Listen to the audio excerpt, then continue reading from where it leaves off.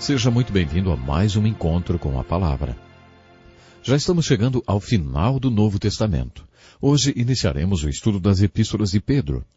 Se esta é a primeira vez que você ouve o nosso programa, saiba que nele estudamos todos os livros da Bíblia, um livro de cada vez. Lendo as Epístolas de Pedro no final do Novo Testamento, conhecemos um Pedro diferente daquele do livro de Atos, que também é diferente do Pedro dos Evangelhos. Existem 3 fases diferentes de Pedro no Novo Testamento, mas todos são o mesmo homem. O primeiro Pedro com quem nos deparamos no Novo Testamento é o Pedro dos Evangelhos.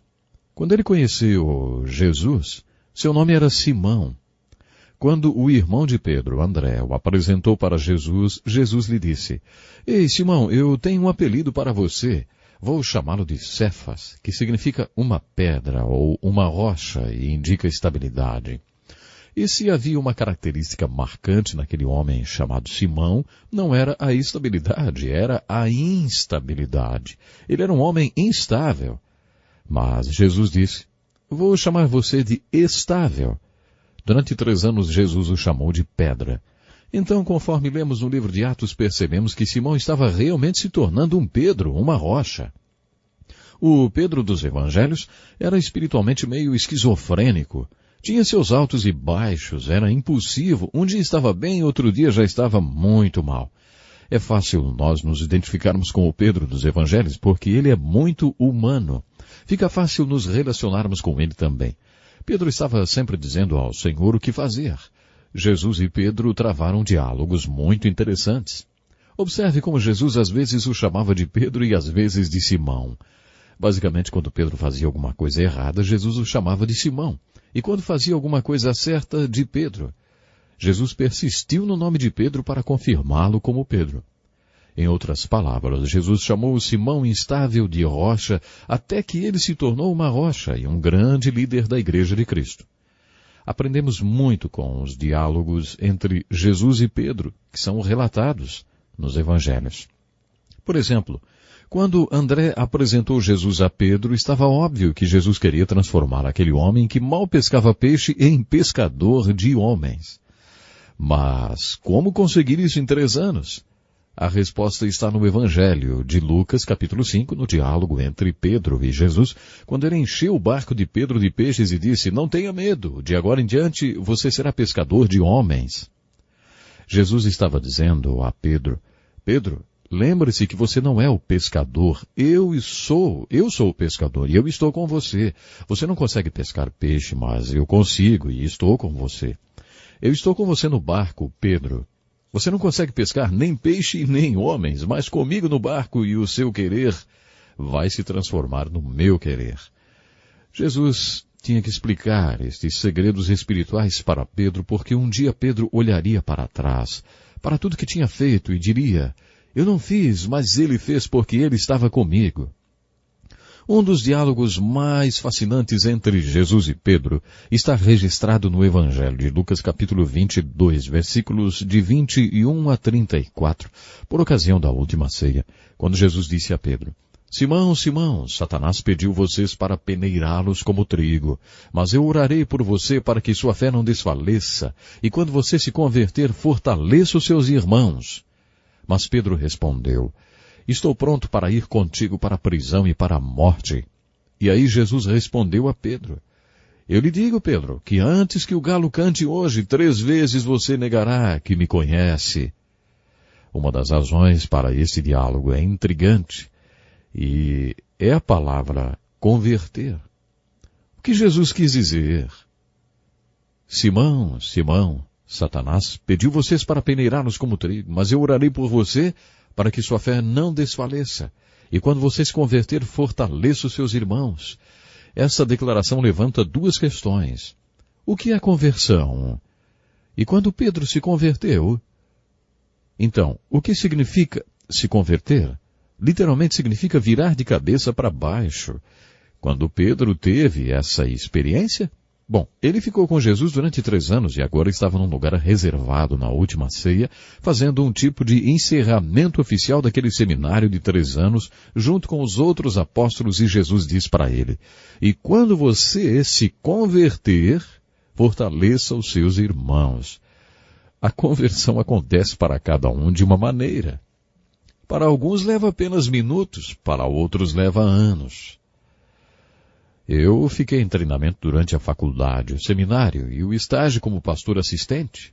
E depois de tudo isso ainda tinha uma dúvida. Eu tinha mais perguntas do que respostas.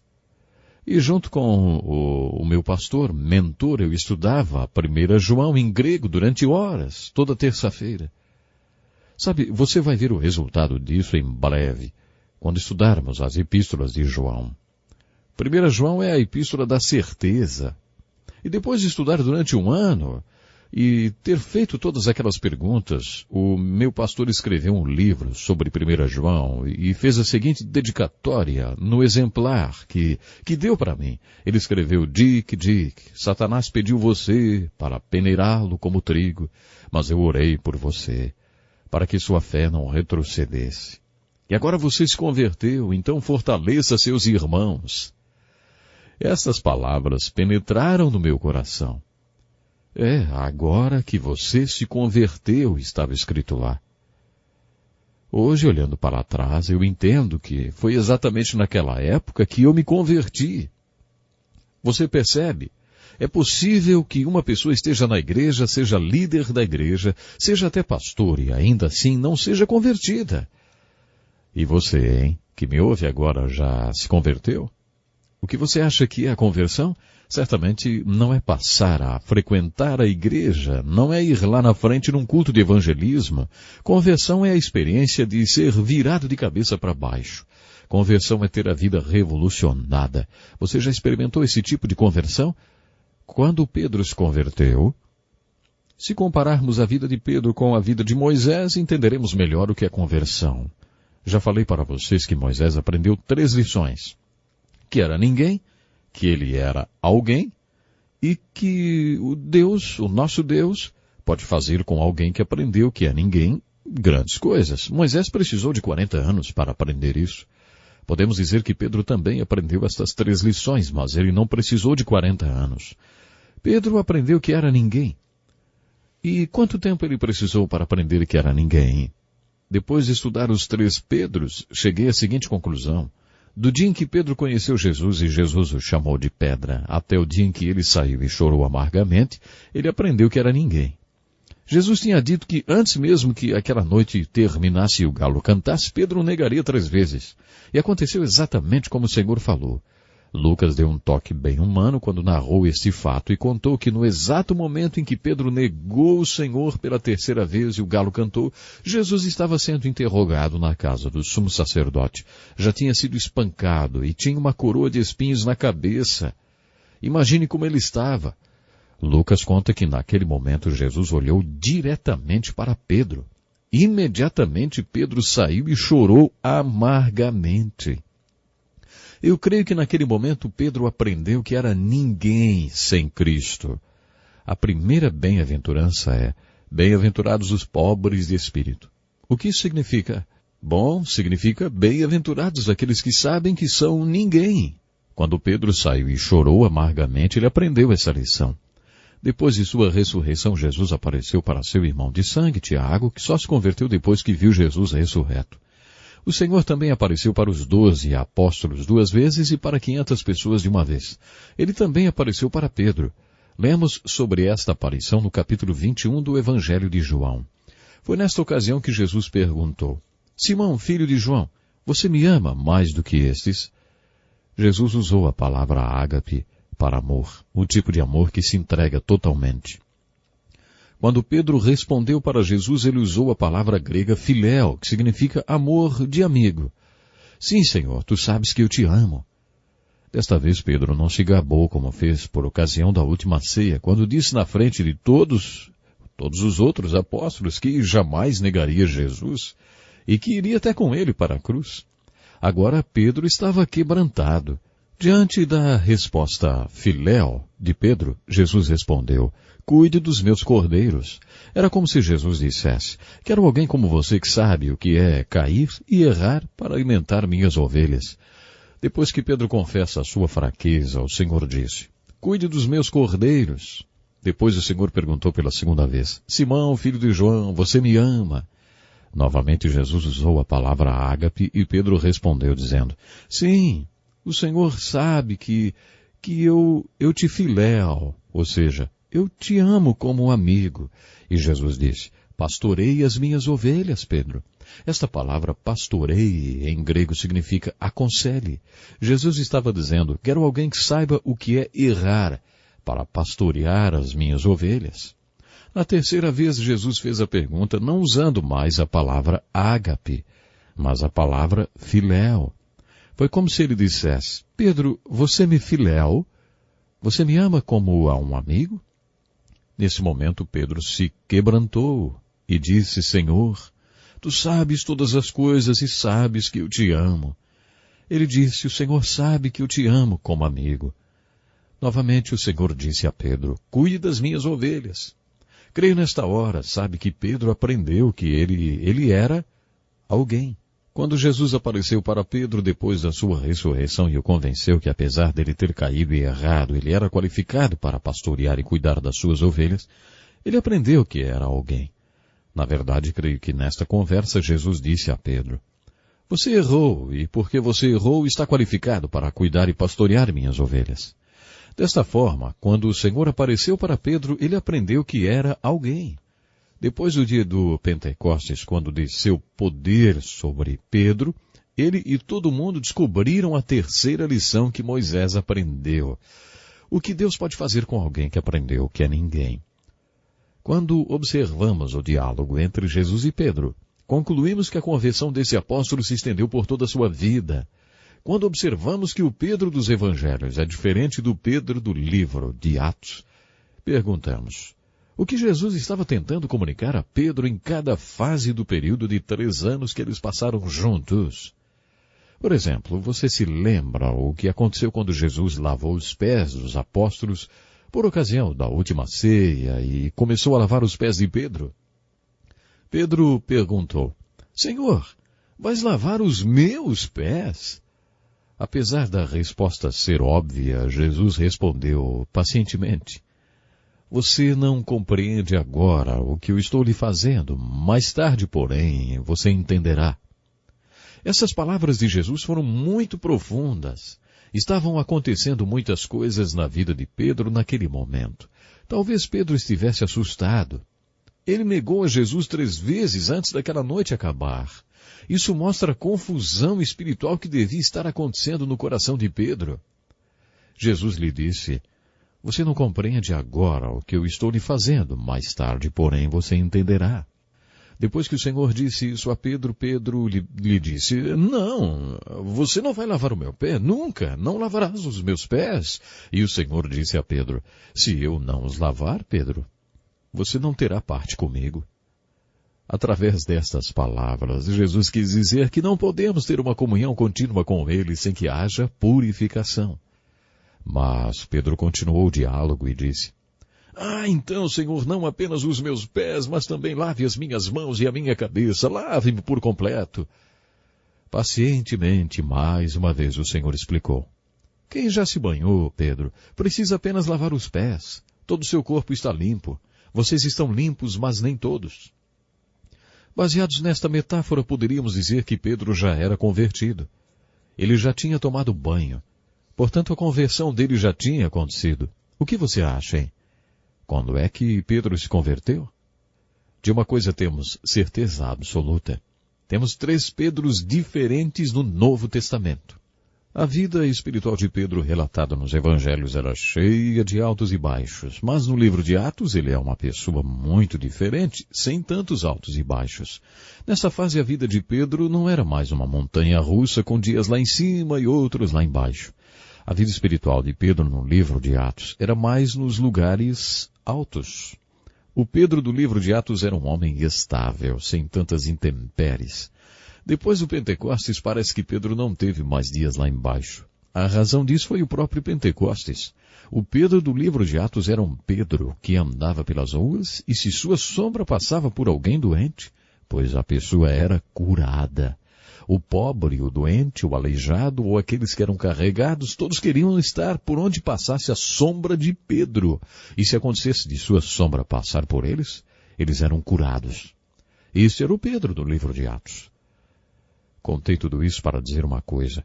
Quando você estiver lendo as epístolas de Pedro no final do Novo Testamento, você encontrará um terceiro Pedro. É muito importante que você saiba, quando estiver estudando suas cartas, que Pedro é esse. Compreenderemos melhor a verdade que Deus tem para nós nestas cartas se conhecermos o Pedro que as escreveu. O Pedro que escreveu estas duas epístolas foi o velho Pedro. Pedro já tinha aprendido que era ninguém, e que Deus pode fazer através de alguém que sabe que é ninguém. Este Pedro era um velho pastor quando escreveu estas cartas. As cartas de Pedro, de Tiago e o livro de Hebreus foram escritas para os judeus seguidores de Cristo, espalhados por toda a Ásia Menor, onde hoje é a Turquia. Eles tinham se dispersado por causa da perseguição. Pedro estava em Roma. Quando Pedro fez referência à Babilônia, na verdade ele estava falando de Roma. Pedro sabia que a perseguição em Roma estava piorando e que ia se espalhar para as províncias para onde os judeus cristãos tinham se dispersado. A principal preocupação de Pedro ao escrever as cartas era, como pastor, consolar e confortar aqueles que estavam em sofrimento. Esta foi a principal razão das suas duas cartas. Pedro mencionou o sofrimento 14 vezes apenas na primeira carta. Existem algumas revelações que eu quero compartilhar com você à medida que lermos juntos as cartas de Pedro. Pedro era analfabeto, não sabia ler nem escrever.